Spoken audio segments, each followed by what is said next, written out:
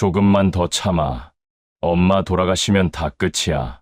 22회 동안 김영자는 그 말을 믿었습니다. 참으면 가족이 될 수 있을 거라고, 고생 끝에 자리가 생길 거라고 믿었죠. 하지만 시어머니가 세상을 떠난 다음 날 영자에게 돌아온 것은 감사도 위로도 아니었습니다. 이 집은 제 명의예요. 다음 달 말까지 나가주세요. 72살 평생을 바친 집에서 쫓겨난 영자에게 남은 것은 낡은 가방 하나뿐이었어요. 가족이라고 믿었던 사람들, 인정받을 거라 믿었던 세월, 모든 것이 한순간에 무너졌죠. 고시원 좁은 방에 홀로 앉아 영자는 처음으로 자신의 인생을 돌아보았습니다. 나는 뭘 위해 살아온 걸까? 하지만 이야기는 여기서 끝나지 않았습니다. 버려진 줄로만 알았던 그 22해가 72살 영자를 다시 일으켜 세울 유일한 힘이 될 줄은 아무도 몰랐죠. 때로는 가장 고통스러웠던 시간이 가장 큰 선물이 되기도 합니다. 이것은 너무 늦어버렸다고 생각한 순간 비로소 시작된 한 여자의 이야기입니다. 지금 이 이야기를 어디에서 듣고 계신가요? 댓글로 함께 나눠주세요. 본격적인 이야기 시작 전에 구독과 좋아요 눌러주세요. 모두 무료입니다. 그럼 시작하겠습니다. 새벽 5시 알람이 울리기 전에 김영자는 눈을 떴습니다. 72살의 몸은 이미 오랜 습관에 길들여져 있었죠. 창밖은 아직 어두웠지만 영자의 하루는 이미 시작되었어요. 병실 옆 작은 방에서 일어나 옷을 주섬주섬 챙겨 입으며 영자는 오늘도 어제와 같은 하루가 시작된다는 것을 알았습니다. 22해, 그 긴 세월 동안 단 하루도 쉬지 않고 반복된 일상이었죠. 병실 문을 살며시 열자 익숙한 냄새가 코를 찔렀어요. 소독약 냄새와 노인 특유의 채취, 그리고 밤새 갈지 못한 기저귀에서 나는 냄새가 뒤섞여 있었습니다. 영자는 이제 그 냄새에도 무덤덤해졌어요. 22해면 어떤 것에도 익숙해질 수 있는 시간이었으니까요. 어머님, 일어나셨어요? 시어머니는 희미하게 눈을 떴다가 다시 감았습니다. 치매가 깊어진 지 이미 오래였죠. 영자가 누군지, 여기가 어딘지 아무것도 알아보지 못하는 눈빛이었어요. 가끔 엄마를 찾으며 울거나 돌아가신 남편 이름을 부르기도 했습니다. 하지만 영자의 이름을 부른 적은 단 한 번도 없었죠. 영자는 조심스럽게 시어머니의 몸을 일으켰어요. 중풍으로 한쪽 몸을 쓰지 못하는 시어머니의 체중은 영자의 가느다란 팔에 고스란히 실렸습니다. 허리가 욱신거렸지만 영자는 표정 하나 바꾸지 않았어요. 이 정도 통증은 이제 일상이었으니까요. 기저귀를 갈고 몸을 닦아내고 깨끗한 옷으로 갈아입히는 데까지 1시간이 걸렸습니다. 그 사이 시어머니는 몇 번이고 영자의 손을 뿌리쳤어요. 누구야 하며 공포에 질린 표정을 지었죠. 영자는 그때마다 차분하게 말했습니다. 괜찮아요, 어머님. 저예요, 며느리. 하지만 그 말이 시어머니에게 닿을 리 없었어요. 치매 환자에게 며느리는 낯선 사람이고 낯선 사람은 두려움의 대상일 뿐이었으니까요. 아침 식사를 준비하는 동안 영자는 주방에서 남편의 발소리를 들었습니다. 남편 박철수는 거실을 지나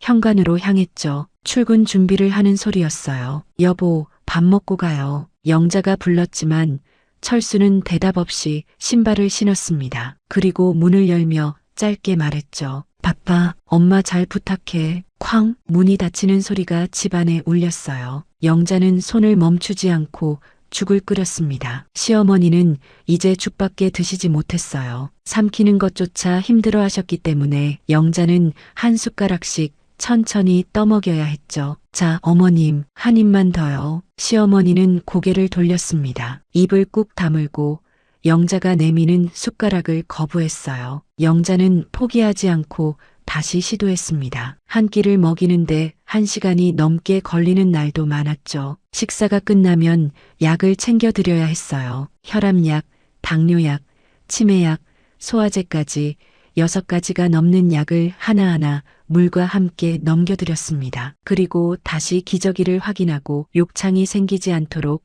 몸을 뒤집어드리고 손발 마사지를 해드렸죠. 오전 10시가 되면 영자는 잠시 숨을 돌렸어요. 시어머니가 잠드는 시간이었습니다. 하지만 영자에게 휴식은 없었죠. 밀린 빨래를 돌리고 병실 청소를 하고 점심 준비를 시작해야 했으니까요. 집안일을 하는 동안 영자는 거실벽에 걸린 가족 사진을 보았습니다. 10년 전 남편의 환갑잔치 때 찍은 사진이었어요. 그 사진 속에서 영자는 가족의 맨 끝자리에 서 있었죠. 시어머니를 중심으로 아들 둘, 딸 하나, 그리고 그들의 배우자와 자녀들이 모여 있었습니다. 영자는 그 사진을 볼 때마다 묘한 감정을 느꼈어요. 나도 이 가족의 일원인가? 22해 동안 시어머니를 돌보며 살았지만 영자는 한 번도 가족의 중심에 서본 적이 없었습니다. 명절에도 생일에도 가족들은 시어머니에게만 관심을 쏟았죠. 그리고 영자에게는 당연하다는 듯 말했어요. 어머니 좀 받으려. 영자는 그 말을 들을 때마다 가슴이 답답했습니다. 하지만 거절할 수 없었어요. 며느리라는 이유만으로 그것이 영자의 의무였으니까요. 오후가 되면 시누이들이 가끔 찾아왔습니다. 하지만 그들은 어머니 얼굴만 보고 금방 떠났어요. 언니, 엄마 잘 부탁해요. 그 말을 남기고 다시 각자의 삶으로 돌아갔죠. 영자는 그들을 원망하지 않았습니다. 원망할 기운도 없었으니까요. 저녁이 되면 남편이 돌아왔어요. 하지만 남편은 어머니 방에 들어가 잠시 얼굴만 보고 나왔습니다. 그리고 영자에게 물었죠. 엄마 상태는 어때? 같아요. 어제랑. 그래, 고생 많아. 그것이 전부였습니다. 남편은 영자의 몸이 어떤지, 영자가 얼마나 힘든지 묻지 않았어요. 그저 어머니의 상태만 확인하고 자신의 방으로 들어갔죠. 밤이 되면 영자는 시어머니 옆 작은 방에서 잤어요. 정확히는 잔다기보다 눈을 붙인다는 표현이 맞았습니다. 시어머니는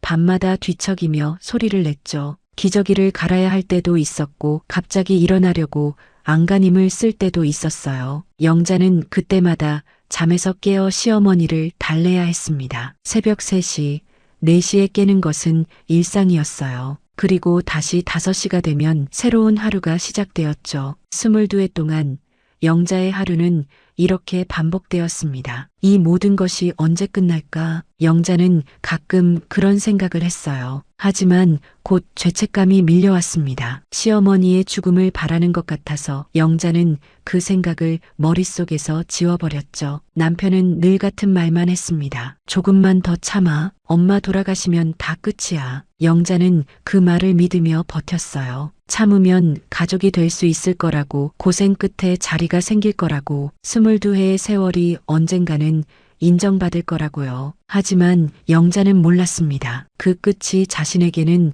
또 다른 시작이 될 거라는 것을요. 영자의 몸은 이제 예전 같지 않았습니다. 아침에 일어날 때마다 온몸이 뻐근했고 허리는 곧게 펴지지 않았어요. 20년 전 시어머니를 처음 돌보기 시작했을 때만 해도 영자는 건강했습니다. 52살의 나이에도 팔다리에 힘이 있었고 하루 종일 움직여도 끄떡없었죠. 하지만 세월은 영자의 몸을 서서히 망가뜨렸어요. 시어머니를 부축하고 들어올리고 목욕시키는 일은 매일 반복되었습니다. 처음에는 괜찮다고 생각했죠. 하지만 몇 년이 지나자 무릎이 시큰거리기 시작했고 허리는 점점 굽어갔어요. 어느 날 영자는 병원에 갔습니다. 손목이 너무 아파서 숟가락조차 제대로 들 수 없었기 때문이에요. 의사는 엑스레이를 보며 고개를 저었죠. 손목 터널 증후군이에요. 계속 반복적으로 손목을 쓰셨죠? 네, 환자를 돌보고 있어서요. 이 상태로는 계속 일하시기 힘드실 겁니다. 수술을 고려해 보셔야 해요. 영자는 멍하니 의사를 바라보았습니다. 수술? 그럼 시어머니는 누가 돌보나? 영자는 고개를 저었어요. 괜찮아요. 약만 주세요. 의사는 한숨을 쉬며 진통제와 소염제를 처방했습니다. 하지만 약은 임시 방편일 뿐이었죠. 통증은 날이 갈수록 심해졌어요. 밤에는 손이 저리고 욱신거려서 잠을 이루지 못하는 날도 많았습니다. 그뿐만이 아니었어요. 허리도 문제였습니다. 시어머니를 부축할 때마다 허리에 통증이 왔죠. 어느 날은 너무 아파서 바닥에 주저앉아 버린 적도 있었어요. 하지만 영자는 병원에 가지 않았습니다. 병원에 갈 시간도 여유도 없었으니까요. 무릎도 망가졌어요. 계단을 오르내릴 때마다 뼈가 부딪히는 소리가 났고 쪼그려 앉았다가 일어날 때는 누군가 부축해주지 않으면 일어서기 힘들었습니다. 72살의 나이에 영자의 몸은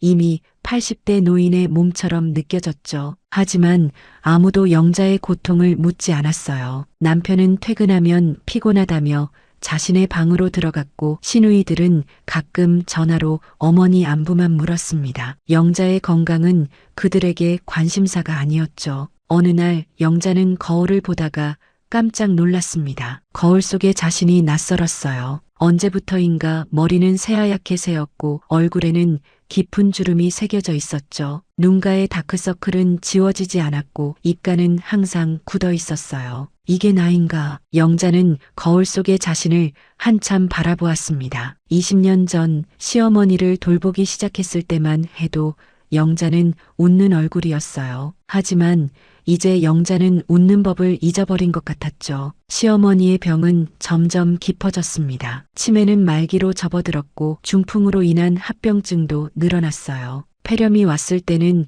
응급실에 실려가기도 했죠. 그때마다 영자는 병원에서 밤을 지새웠습니다. 가족들은 그럴 때만 잠깐 얼굴을 비쳤어요. 시누이들은 울먹이며 엄마 힘내세요라고 말했고 남편은 의사에게 상태를 물었습니다. 하지만 곧 그들은 다시 각자의 삶으로 돌아갔죠. 그리고 영자에게 말했어요. 언니, 엄마 좀 잘 부탁드려요. 영자는 그 말이 이제 너무 익숙해졌습니다. 화를 낼 기운도 없었어요. 그저 고개를 끄덕이고 다시 시어머니 곁으로 돌아갔죠. 어느 날 밤 영자는 시어머니를 돌보다가 문득 생각했습니다. 내가 왜 이러고 있지? 시어머니는 영자를 알아보지 못했어요. 영자가 22해 동안 곁을 지켰지만 시어머니에게 영자는 그저 낯선 사람이었습니다. 고맙다는 말도 미안하다는 말도 들어본 적 없었죠. 남편도 마찬가지였어요. 남편은 영자를 아내로 대하지 않았습니다. 그저 어머니를 돌봐주는 사람, 집안일을 해주는 사람으로만 여겼죠. 영자가 아프다고 말하면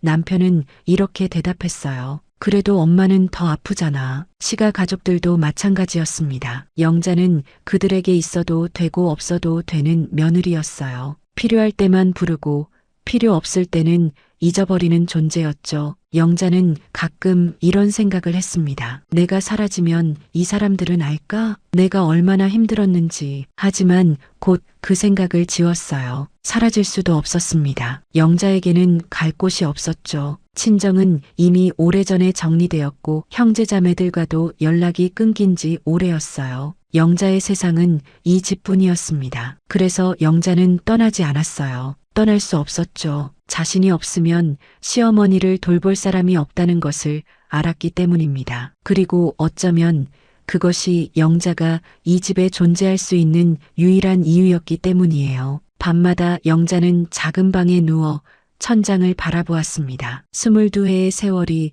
주마등처럼 스쳐 지나갔어요. 젊은 시절에 꿈 하고 싶었던 일, 가보고 싶었던 곳, 모든 것이 시어머니를 돌보는 일에 묻혀버렸죠. 이대로 끝나는 건가? 영자는 가끔 그런 생각을 했습니다. 자신의 인생이 시어머니를 돌보는 것으로 끝나버리는 건 아닐까? 하지만 다른 선택지는 없었어요. 영자는 그저 하루하루를 버텼습니다. 남편의 말을 믿으며요. 조금만 더 참아. 엄마 돌아가시면 다 끝이야. 영자는 그 끝이 오기를 기다렸어요. 그 끝이 자신에게 어떤 의미일지도 모른 채요. 그런데 어느 가을날 그 끝이 마침내 찾아왔습니다. 시어머니가 세상을 떠난 날은 가을이었습니다. 이른 아침 영자는 시어머니의 숨이 점점 약해지는 것을 느꼈어요. 언제나처럼 시어머니의 손을 잡고 있던 영자는 그 손이 점점 차가워지는 것을 알았죠. 어머님, 어머님? 하지만 대답은 없었습니다. 시어머니는 조용히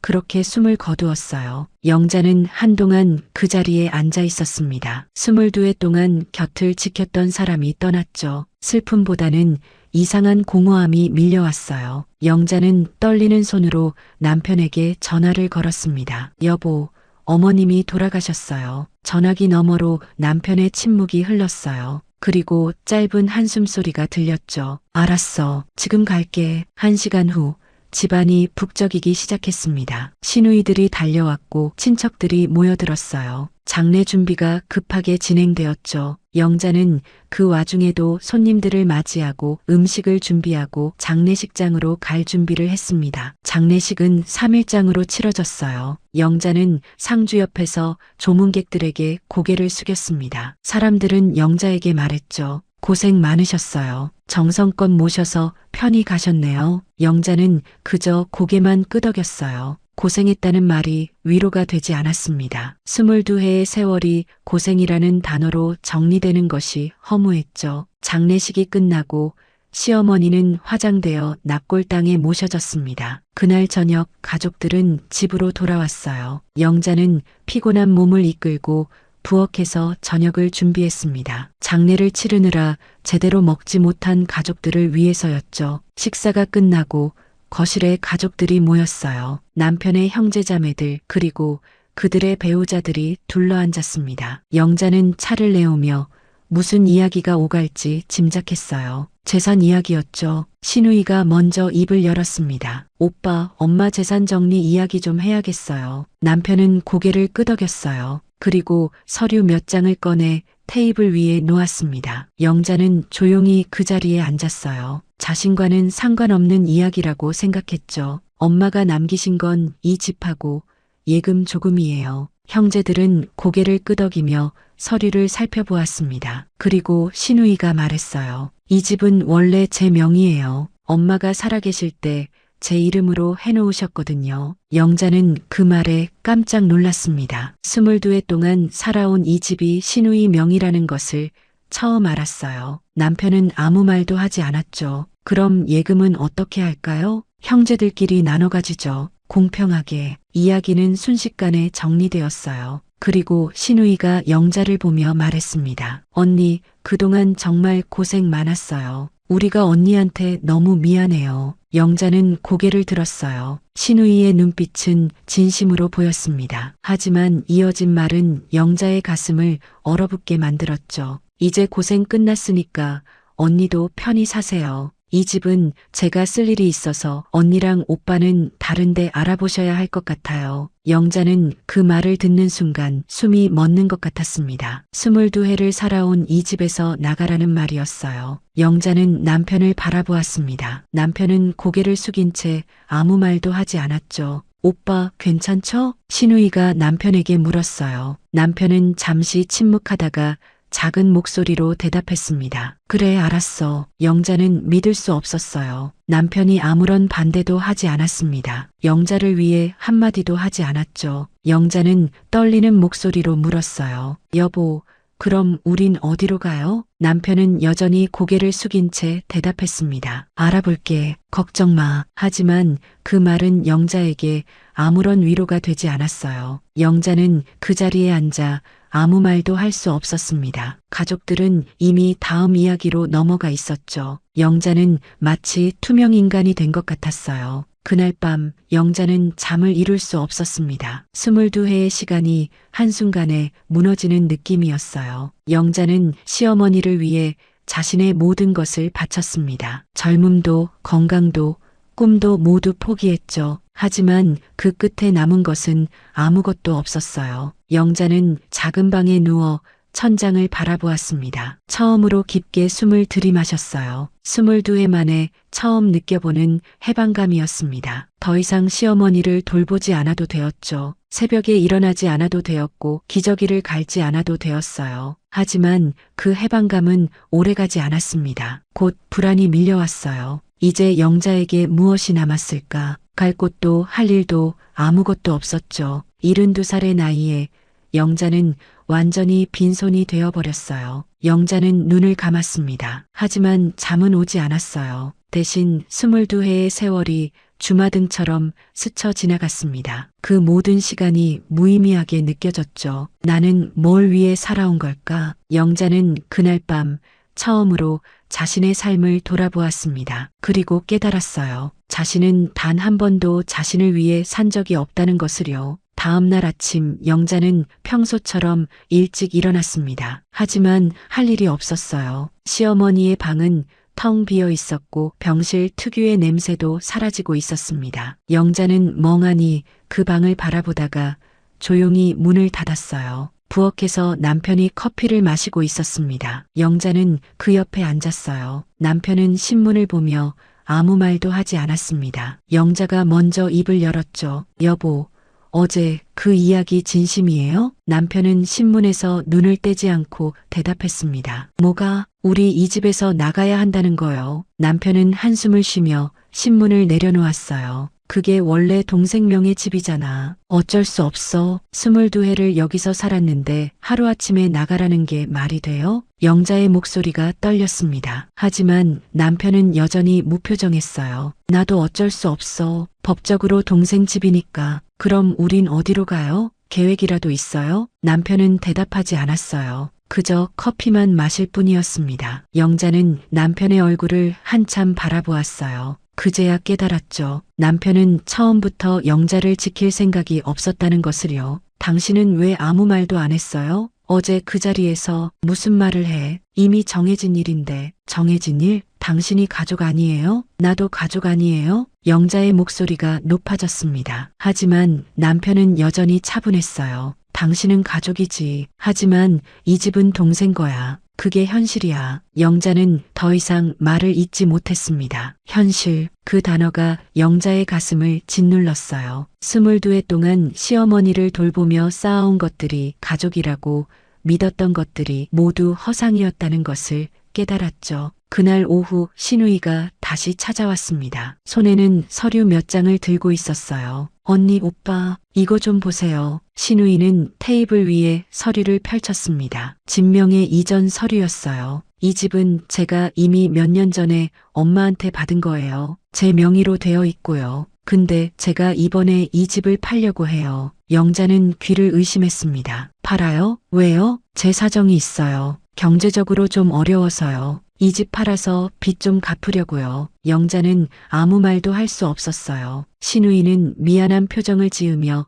말을 이었습니다. 언니도 이해해 주세요. 저도 어쩔 수 없는 상황이에요. 다음 달 말까지 이사 나가실 수 있죠? 다음 달 말, 영자의 목소리가 떨렸습니다. 한 달, 겨우 한 달 안에 새로운 보금자리를 찾아야 한다는 말이었어요. 네, 매수자가 빨리 들어오고 싶어 해서요. 미안하지만 협조 좀 부탁드려요. 신우이는 그렇게 말하고 일어섰습니다. 영자는 그 뒷모습을 멍하니 바라보았어요. 남편은 여전히 아무 말도 하지 않았죠. 그날 밤 영자는 조용히 짐을 쌌습니다. 자신의 옷 몇 벌과 낡은 가방 하나, 22해를 살았던 이 집에서 영자의 흔적은 그것뿐이었어요. 다른 것들은 모두 시가의 것이었습니다. 가구도, 그릇도, 심지어 이불조차 시가에서 마련해 준 것이었죠. 영자는 옷장을 열고 하나하나 옷을 꺼냈어요. 대부분 낡고 오래된 옷들이었습니다. 22해 동안 영자는 자신을 위해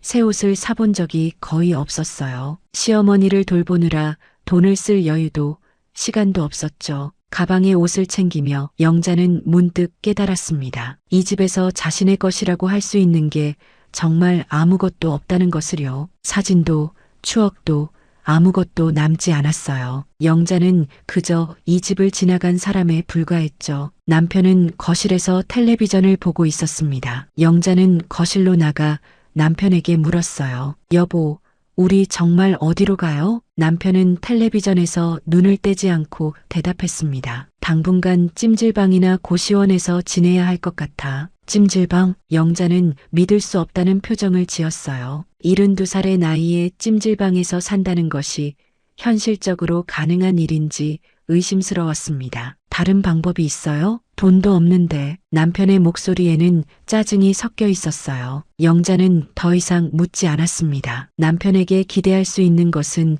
아무것도 없다는 것을 깨달았죠. 그날 밤 영자는 작은 방에 누워 22해의 세월을 되돌아보았습니다. 시어머니를 돌보며 보낸 시간, 가족이 되기 위해 노력했던 시간, 모든 것이 헛된 것이었다는 생각이 들었어요. 영자는 천장을 바라보며 조용히 눈물을 흘렸습니다. 슬픔보다는 억울함이 컸어요. 22해 동안 자신이 무엇을 위해 살았는지 이제야 알 것 같았습니다. 영자는 가족이 되고 싶었죠. 인정받고 싶었어요. 하지만 끝까지 영자는 가족이 아니었습니다. 며느리, 그것이 영자의 정체성이었어요. 하지만 시어머니가 돌아가신 지금 영자는 더 이상 며느리도 아니었습니다. 그저 집에서 쫓겨나는 늙은 여자일 뿐이었죠. 영자는 눈을 감았어요. 내일부터 어떻게 살아야 할지, 어디로 가야 할지 아무것도 떠오르지 않았습니다. 72살의 나이에 영자의 인생은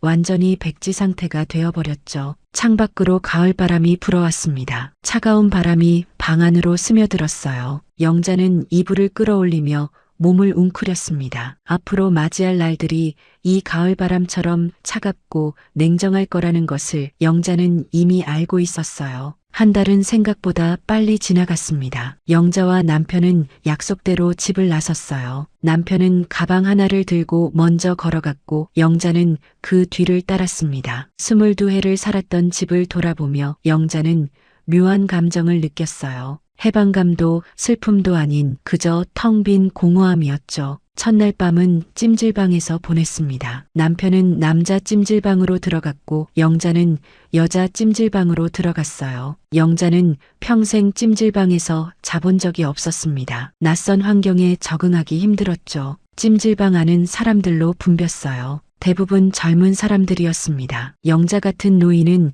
몇 명 보이지 않았어요. 영자는 구석 자리를 찾아 짐을 내려놓았습니다. 그리고 주변을 둘러보았죠. 사람들은 각자의 일을 하고 있었어요. 휴대폰을 보거나 책을 읽거나 잠을 자고 있었습니다. 영자는 그 사이에서 혼자 앉아 있는 자신이 초라하게 느껴졌어요. 밤이 되자 찜질방은 더욱 시끄러워졌습니다. 아이들의 울음소리, 사람들의 대화 소리, 텔레비전 소리가 뒤섞였어요. 영자는 귀를 막고 눈을 감았지만 잠이 오지 않았습니다. 딱딱한 바닥에 누워있자니 온몸이 아팠죠. 새벽이 되어서야 겨우 눈을 붙였지만 금방 다시 깼어요. 찜질방 직원이 청소를 시작했기 때문입니다. 영자는 피곤한 몸을 일으켜 세웠어요. 그리고 남편을 찾기 위해 입구로 나갔죠. 남편은 이미 나와 있었습니다. 얼굴이 피곤해 보였어요. 어제 잤어요? 영자가 물었지만 남편은 고개만 저었습니다. 하루 이틀은 괜찮은데 계속 이렇게 살 수는 없어. 그럼 어떻게 해요? 남편은 대답하지 않았어요. 그저 한숨만 쉴 뿐이었습니다. 그날부터 영자와 남편은 찜질방과 고시원을 전전했어요. 고시원은 찜질방보다 나았지만 방이 너무 좁았습니다. 두 사람이 함께 지내기에는 비좁았고 공용 화장실과 샤워실을 사용해야 했죠. 돈은 빠르게 줄어들었습니다. 시어머니의 유산으로 받은 얼마 안 되는 돈으로는 몇 달을 버티기도 힘들었어요. 영자는 통장을 확인할 때마다 불안했습니다. 여보, 돈이 얼마 안 남았어요. 알아, 나도 알아. 남편의 목소리는 점점 날카로워졌어요. 스트레스가 쌓이고 있었습니다. 남편은 가끔 영자에게 화를 냈죠. 당신이 조금만 더 절약하면 되잖아. 저도 최대한 아끼고 있어요. 그래도 돈이 이렇게 빨리 없어지는 게 말이 돼? 영자는 더 이상 대꾸하지 않았습니다. 남편과 싸우고 싶지 않았어요. 이미 충분히 힘들었으니까요. 고시원 생활은 영자에게 큰 충격이었습니다. 평생 집에서 살아온 영자에게 이런 환경은 낯설고 불편했어요. 밤마다 옆방에서 들려오는 소음 때문에 잠을 이루지 못했고 공용 공간에서 다른 사람들과 부딪히는 것도 스트레스였죠. 몇 주가 지나자 영자는 자신이 점점 지쳐가는 것을 느꼈습니다. 몸도 마음도 한계에 다다르고 있었어요. 영자는 거울을 볼 때마다 놀랐습니다. 불과 몇 주 만에 얼굴이 더 늙어 보였죠. 어느 날 영자는 남편에게 물었어요. 여보, 우리 이렇게 언제까지 살 거예요? 남편은 대답하지 않았습니다. 영자는 다시 물었어요. 뭐라도 해야 하지 않아요? 일이라도 찾아야 하지 않을까요? 72살에 무슨 일을 해? 남편의 목소리는 체념에 가까웠어요. 영자는 가슴이 답답했습니다. 이대로 앉아서 돈이 떨어지기를 기다릴 수는 없었죠. 영자는 혼자 결심했습니다. 일을 찾아야겠다고. 72살의 나이에도 할 수 있는 일이 있을 거라고요. 하지만 무엇을 할 수 있을지, 어디서 찾아야 할지 막막했어요. 어느 날 영자는 우연히 노인복지관 앞을 지나가게 되었습니다. 건물 입구에는 누구나 환영합니다라는 현수막이 걸려 있었어요. 영자는 잠시 망설이다가 안으로 들어갔죠. 복지관 안은 생각보다 넓고 깨끗했습니다. 노인들이 여기저기서 활동을 하고 있었어요. 어떤 사람들은 탁구를 치고 어떤 사람들은 그림을 그리고 있었습니다. 영자는 그 모습을 보며 묘한 감정을 느꼈죠. 나도 저렇게 살 수 있을까? 영자는 로비를 지나 게시판 앞에 섰습니다. 게시판에는 여러 공지사항이 붙어 있었어요. 프로그램 안내, 행사 공지, 그리고 구인 공고도 있었죠. 영자의 시선이 한 장의 종이에 멈췄습니다. 요양보호사 보조 인력 모집이라는 제목이었어요. 영자는 그 종이를 한참 바라보았습니다. 요양보호사, 그 단어가 낯설지 않았어요. 22해 동안 시어머니를 돌보며 영자는 사실상 요양보호사 역할을 해왔습니다. 하지만 자격증은 없었죠. 나도 지원할 수 있을까? 영자는 머뭇거렸습니다. 하지만 다른 선택지가 없었어요. 영자는 용기를 내어 상담실로 향했죠. 상담실 문을 열자 젊은 여성 직원이 미소를 지으며 맞이했습니다. 어서 오세요. 무엇을 도와드릴까요? 저기 게시판에 요양보호사 보조 모집 공고를 봤는데요. 아, 네. 관심 있으세요? 네. 근데 저는 자격증이 없어서요. 영자의 목소리는 작았습니다. 하지만 직원은 여전히 미소를 지으며 말했어요. 괜찮아요. 보조 인력은 자격증이 필요 없어요. 대신 경력이 있으면 좋고요. 경력이요? 네. 혹시 환자나 노인을 돌본 경험이 있으세요? 영자는 잠시 망설였습니다. 그리고 조용히 대답했어요. 22해 동안 시어머니를 돌봤어요. 치매랑 중풍이 있으셨어요. 직원의 눈이 커졌습니다. 22해요? 와, 그럼 완전히 전문가시네요. 영자는 그 말에 깜짝 놀랐어요. 전문가? 영자는 자신이 전문가라고 생각해 본 적이 없었습니다. 그저 며느리로서 당연한 일을 했을 뿐이었죠. 어머님, 그건 엄청난 경력이에요. 22해 동안 환자를 돌봤다는 건 웬만한 요양보호사보다 경험이 많다는 거예요. 영자의 가슴이 크게 울렸습니다. 22해의 시간이 처음으로 쓸모가 되는 순간이었어요. 버려졌다고 생각했던 그 시간이 이제 영자를 살게 할 수 있는 자산이 될 수 있다는 것이죠. 그럼 제가 지원해도 될까요? 물론이죠. 지금 바로 신청서 작성하시겠어요? 영자는 고개를 끄덕였습니다. 그리고 떨리는 손으로 신청서를 받아들었어요. 신청서를 제출하고 나서 영자는 며칠 동안 연락을 기다렸습니다. 초조한 마음에 휴대폰을 수시로 확인했어요. 하지만 연락은 쉽게 오지 않았죠. 일주일이 지난 어느 날 드디어 전화가 왔습니다. 김영자님 맞으시죠? 노인복지관입니다. 영자는 가슴이 두근거렸어요. 네, 맞아요. 면접 일정을 잡으려고 연락드렸어요. 이번 주 금요일 오전 10시에 오실 수 있으세요? 네, 갈 수 있어요. 영자는 전화를 끊고 나서 한참을 멍하니 앉아 있었습니다. 면접, 평생 처음 보는 면접이었어요. 영자는 결혼 전에 잠깐 공장에서 일한 적이 있었지만 그때도 면접 같은 건 없었습니다. 그냥 일손이 필요해서 바로 일을 시작했었죠. 면접에서 뭘 물어볼까? 영자는 불안했습니다. 자신이 잘할 수 있을지, 떨어지면 어떡하나 걱정이 앞섰어요. 하지만 동시에 기대감도 있었습니다. 22해 동안 쌓아온 경험이 드디어 인정받을 수 있는 기회였죠. 금요일 아침 영자는 일찍 일어나 옷을 갈아입었어요. 가방 안에 있는 옷 중에서 가장 깨끗한 것을 골랐습니다. 낡았지만 단정해 보이는 검은색 블라우스와 회색 바지였죠. 거울을 보며 머리를 빗고 얼굴을 꼼꼼히 씻었어요. 고시원을 나서며 남편에게 말했습니다. 여보, 저 면접 보러 가요. 남편은 침대에 누운 채 고개만 끄덕였어요. 격려의 말 한마디도 없었습니다. 영자는 실망했지만 기분을 추스르고 밖으로 나갔죠. 노인복지관에 도착하니 이미 몇 명의 노인들이 기다리고 있었습니다. 모두 영자와 비슷한 나이대였어요. 영자는 그들 사이에 앉아 자신의 차례를 기다렸죠. 김영자님, 직원이 영자의 이름을 불렀습니다. 영자는 떨리는 다리로 일어나 면접실로 들어갔어요. 면접관은 2명이었습니다. 한 명은 복지관 담당자였고 다른 한 명은 요양시설 원장이었죠. 앉으세요. 영자는 조심스럽게 의자에 앉았습니다. 면접관들은 영자의 신청서를 보며 몇 가지 질문을 했어요. 22회 동안 시어머니를 돌보셨다고 적으셨네요. 네, 맞아요. 어떤 상태의 환자셨나요? 치매랑 중풍이 있으셨어요. 혼자서는 아무것도 못하셨고 제가 24시간 돌봐드렸어요. 면접관들은 고개를 끄덕이며 메모를 했습니다. 구체적으로 어떤 일들을 하셨나요? 영자는 깊게 숨을 들이마시고 차근차근 설명했어요. 식사 도움, 기저귀 갈기, 목욕시키기, 약 챙겨드리기, 욕창 예방을 위한 체위 변경, 간단한 재활운동 도와드리기, 그리고 말벗도 되어드렸어요. 치매 환자는 불안해하시니까 계속 옆에서 안심시켜드려야 하거든요. 면접관들은 놀란 표정을 지었습니다. 와, 정말 전문적으로 하셨네요. 요양보호사 교육을 받으신 적은 없으세요? 아니요, 없어요. 그냥 해야 하니까 배운 거예요. 인터넷도 찾아보고 병원 간호사한테 물어보기도 하고요. 대단하시네요. 면접관 중 한 명이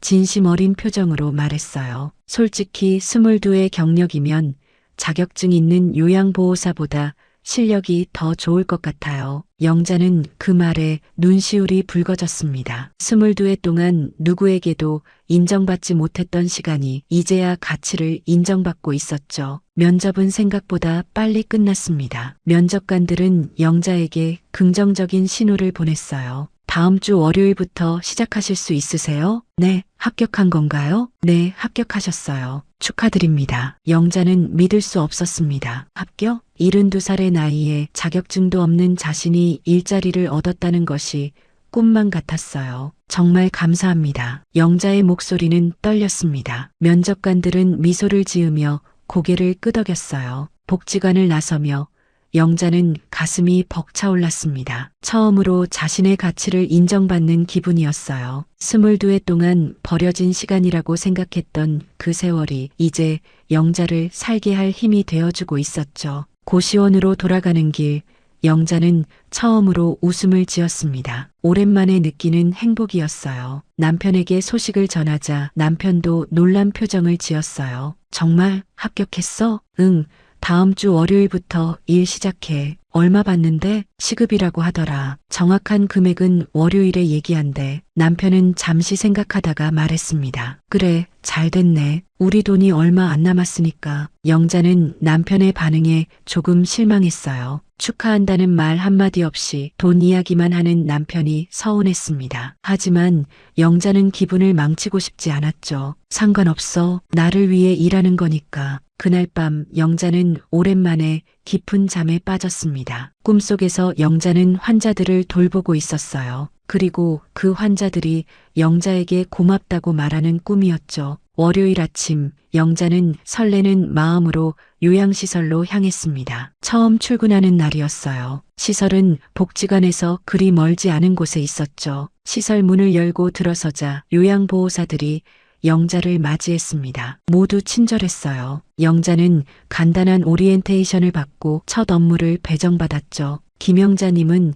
3층 할머니 두 분을 맡아주세요. 영자는 고개를 끄덕이고 3층으로 올라갔습니다. 방문을 열자 2명의 할머니가 침대에 누워 계셨어요. 한 분은 치매가 있으셨고 다른 한 분은 중풍으로 반신불수였죠. 영자는 그 모습을 보는 순간 시어머니가 떠올랐습니다. 익숙한 광경이었어요. 영자는 조심스럽게 다가가 인사를 했죠. 안녕하세요. 오늘부터 할머니들 돌봐드릴 김영자예요. 할머니들은 영자를 바라보며 희미하게 미소를 지었습니다. 영자는 그 미소를 보며 자신이 이 일을 잘할 수 있을 거라는 확신이 들었어요. 첫 출근 날 영자는 누구보다 손이 빨랐습니다. 환자들의 표정을 먼저 읽었고 무엇이 필요한지 미리 알아차렸죠. 다른 요양보호사들은 영자에게 감탄했어요. 어쩜 그렇게 침착하세요? 어르신 표정만 봐도 뭐가 필요한지 아시네요. 영자는 웃으며 대답했습니다. 오래 해봤어요. 그 말은 진심이었어요. 22회의 경험은 그 어떤 교육보다 값진 것이었습니다. 영자는 그제야 깨달았죠. 자신이 버려진 시간이라고 생각했던 22회가 사실은 영자를 살게 할 유일한 자산이었다는 것을요. 점심시간 동료들과 함께 식사를 하며 영자는 처음으로 소속감을 느꼈습니다. 누군가와 함께 밥을 먹고 이야기를 나누는 것이 이렇게 좋은 일인지 몰랐어요. 22회 동안 영자는 늘 혼자였죠. 시어머니 옆에 있었지만 진정한 대화를 나눈 적은 없었습니다. 영자 씨, 정말 잘하시는 것 같아요. 첫날인데도 한 동료가 말했습니다. 영자는 수줍게 웃으며 대답했어요. 고마워요. 열심히 할게요. 퇴근 시간이 되어 시설을 나서며 영자는 자신의 손을 바라보았습니다. 22회 동안 시어머니를 돌보던 이 손이 이제는 다른 누군가에게 도움이 되는 손이 되었어요. 같은 손이지만 의미가 완전히 달랐습니다. 고시원으로 돌아가는 길, 영자는 하늘을 올려다보았습니다. 가을 하늘이 맑고 높았어요. 영자는 깊게 숨을 들이마셨죠. 나도 할 수 있어. 나도 다시 시작할 수 있어. 첫 달이 지나고 영자는 점점 일에 익숙해졌습니다. 요양시설에서의 하루는 시어머니를 돌보던 시절과 크게 다르지 않았어요. 하지만 결정적인 차이가 있었죠. 이제 영자는 월급을 받았습니다. 첫 월급날 영자는 통장을 확인하며 눈물을 흘렸어요. 비록 많은 금액은 아니었지만 그 돈은 영자가 평생 처음으로 자신의 노동으로 벌어들인 것이었습니다. 영자의 이름으로 찍힌 월급 명세서를 보며 영자는 처음으로 자신이 가치 있는 사람이라는 것을 느꼈죠. 어머님, 수고하셨어요. 시설 원장이 영자에게 말했습니다. 첫 달인데도 정말 잘하셨어요. 환자분들이 어머님을 좋아하시더라고요. 영자는 부끄러운 듯 고개를 숙였어요. 제가 할 수 있는 일을 했을 뿐이에요. 그게 쉬운 일이 아니에요. 22의 경력이 헛되지 않네요. 영자는 그 말을 들으며 가슴이 뭉클했습니다. 22해, 한때는 버려진 시간이라고 생각했던 그 세월이 이제는 영자의 자랑이 되었죠. 일을 시작한 지 2달째, 영자는 정식 요양보호사들과 함께 교육을 받게 되었습니다. 요양보호사 자격증 취득을 위한 준비 과정이었어요. 처음에는 72살의 나이에 공부를 할 수 있을까 걱정했지만 막상 해보니 어렵지 않았죠. 이론 수업에서 배우는 내용들은 대부분 영자가 이미 경험으로 알고 있는 것들이었어요. 욕창 예방법, 체위 변경법, 식사보조법, 응급처치법, 강사가 설명하는 것들을 영자는 이미 22회 동안 실천해 왔습니다. 영자 씨, 실습은 안 해보셔도 될 것 같아요. 강사가 웃으며 말했어요. 이미 다 할 줄 아시잖아요. 아니에요, 배워야죠. 제대로 배우고 싶어요. 영자는 진지하게 대답했습니다. 영자는 자신의 경험을 체계적인 지식으로 다듬고 싶었어요. 그래야 더 전문적으로 일할 수 있을 것 같았죠. 교육과정은 석 달이었습니다. 영자는 매주 교육을 받으며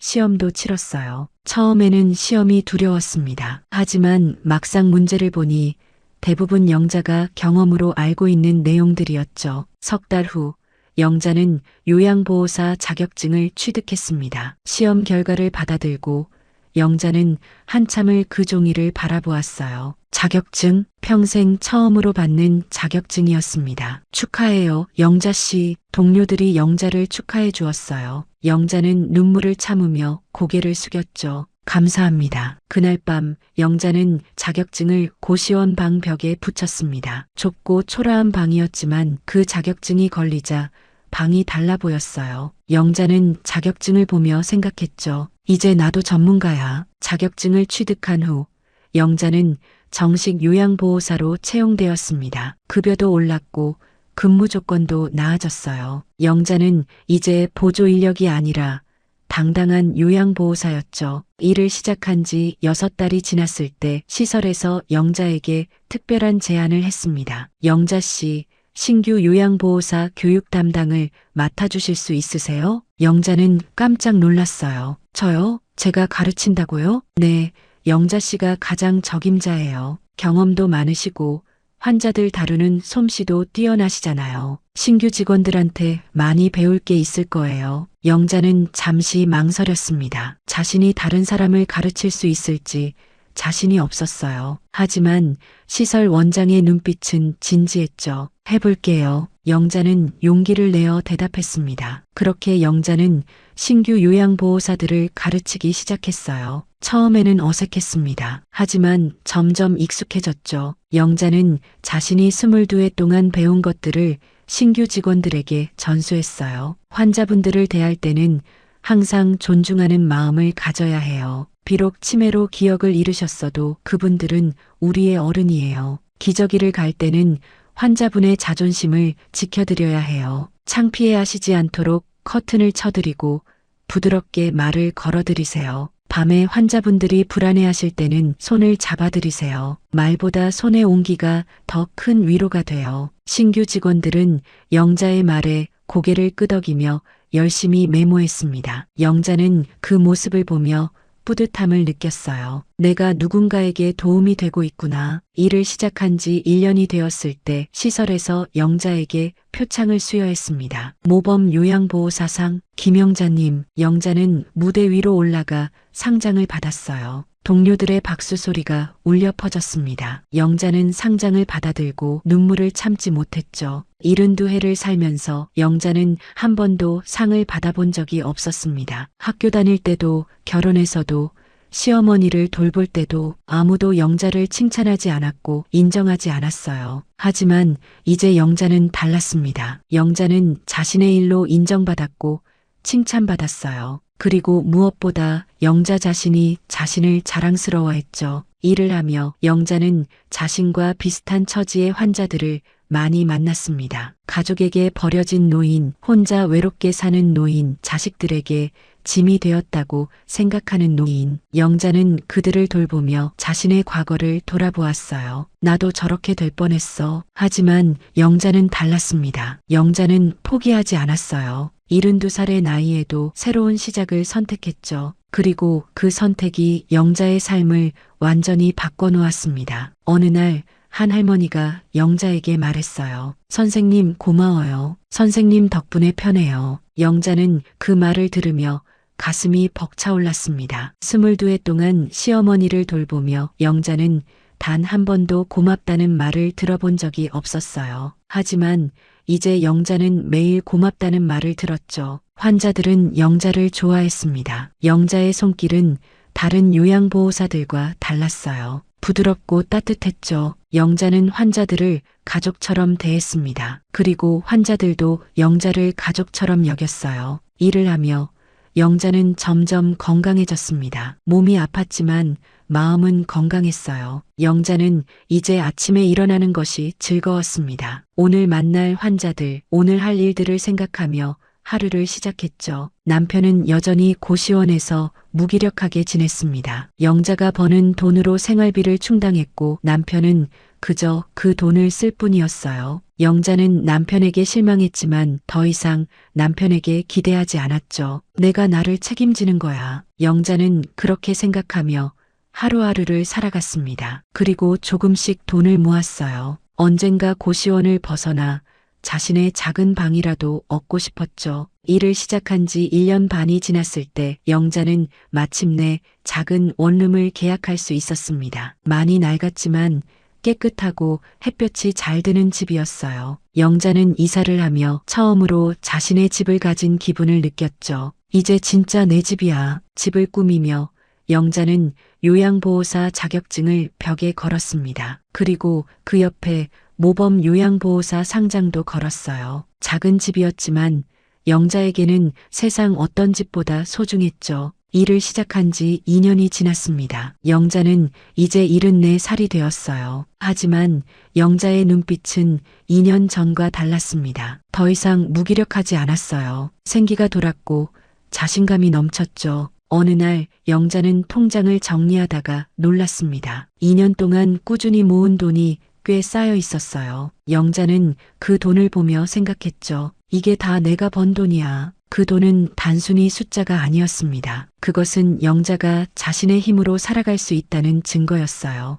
74살의 나이에도 영자는 스스로를 책임질 수 있었죠. 일은 계속되었습니다. 영자는 여전히 요양시설에서 환자들을 돌보았어요. 3년째 일을 하며 영자는 이제 시설의 베테랑이 되었습니다. 신규 직원들은 영자를 선배로 존경했고 환자들은 영자를 가족처럼 여겼죠. 어느 날 한 환자의 딸이 영자를 찾아왔습니다. 선생님, 저희 어머니 그동안 정말 감사했어요. 환자는 얼마 전 세상을 떠났어요. 영자는 그 환자를 1년 넘게 돌봐왔죠. 선생님 덕분에 어머니가 편안하게 마지막을 보내셨어요. 선생님이 아니었으면 어머니가 그렇게 평온하지 못하셨을 거예요. 딸은 영자의 손을 꽉 잡으며 눈물을 흘렸습니다. 영자도 눈시울이 붉어졌어요. 제가 할 수 있는 일을 했을 뿐이에요. 아니에요. 선생님은 정말 천사 같으세요. 어머니를 가족처럼 대해주셔서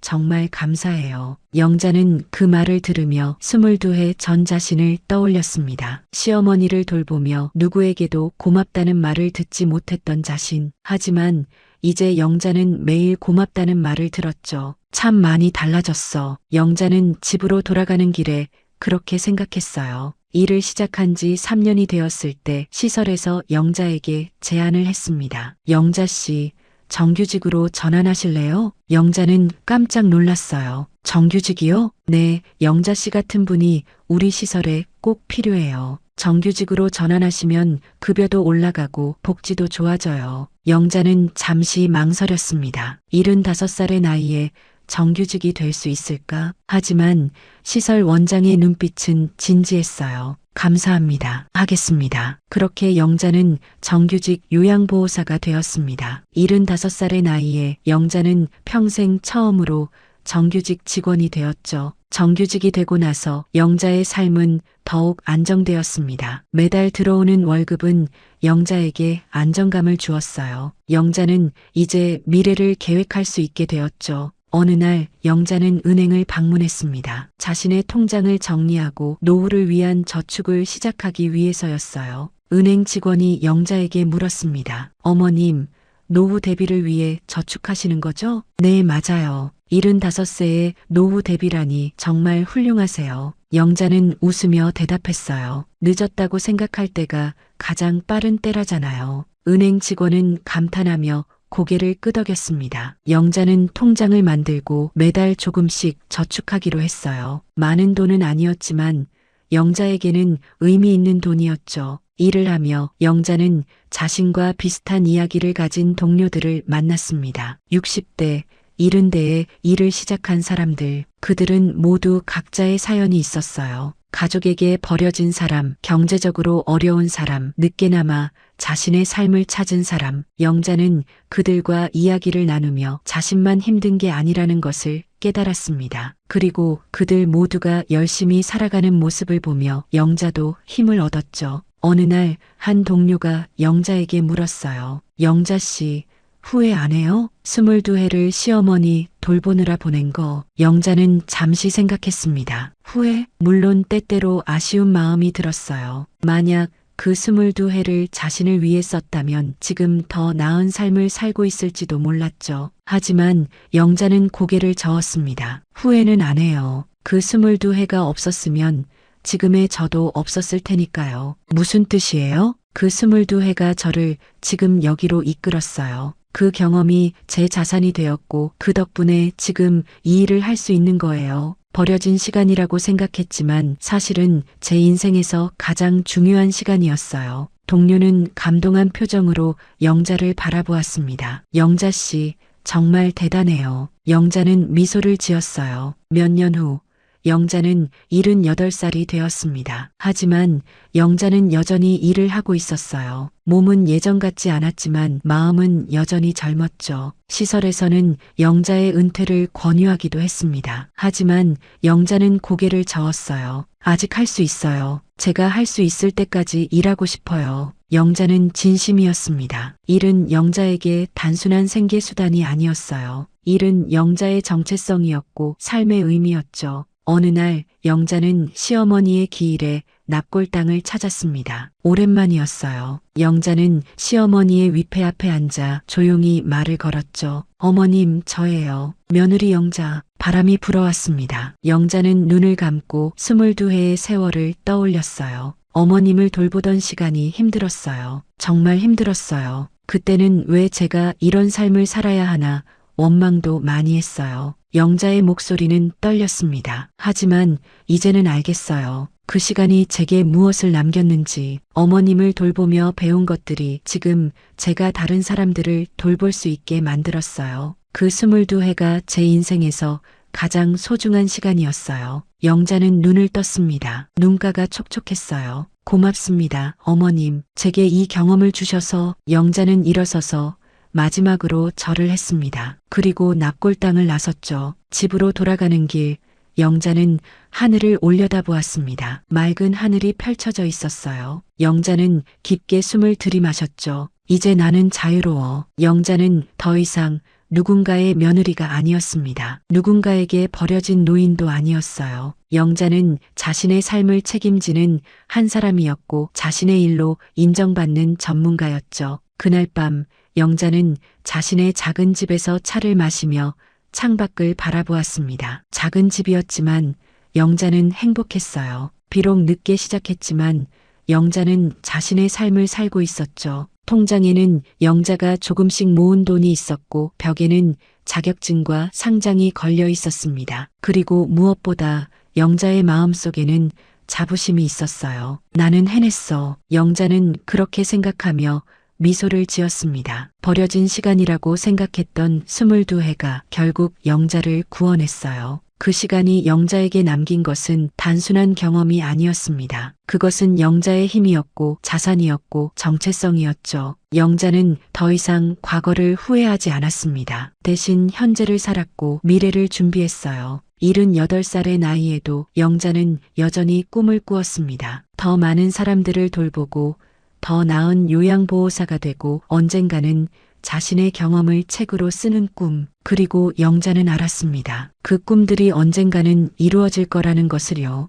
왜냐하면 영자는 이미 증명했으니까요. 72살의 나이에도 인생은 다시 시작할 수 있다는 것을요. 영자는 차를 마시며 조용히 다음 날을 준비하기 시작했습니다. 내일도 시설에 가서 환자들을 돌볼 거예요. 그들에게 따뜻한 손길을 건네고 위로의 말을 전할 거죠. 그것이 영자가 선택한 삶이었습니다. 그리고 영자는 그 선택을 후회하지 않았어요. 왜냐하면 이제 영자는 알았으니까요. 버려진 시간 같았던 그 22해가 사실은 영자의 인생에서 가장 값진 시간이었다는 것을요. 그리고 그 시간이 영자를 지금 여기로 이끌었다는 것을요. 영자는 창밖을 바라보며 조용히 혼잣말을 했습니다. 고마워요.